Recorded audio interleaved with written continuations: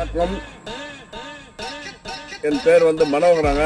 பள்ளிப்பட்டி நெல்லி சாகுபடி செஞ்சுட்டு வராங்க. இந்த நெல்லி செடிக்கு ரசாயன உரங்களை விட இயற்கை உரங்கள் சிறந்தது. ரசாயன உரங்களை ஓரளவு குறைந்த அளவு பயன்படுத்தலாம். மக்கிய மாட்டு தொழு உரம், கூடுமான வரைக்கும் செம்மறியாட்டு புழுகை பயன்படுத்துவது நல்லது. மக்கிய மாட்டு தொழு உரம் ஒரு 3 கிலோல இருந்து 5 கிலோ வரைக்கும் ஒரு செடிக்கு போடலாங்க. வருஷத்துக்கு 2 முறை போடலாம், எதுவும் தப்பு இல்லை.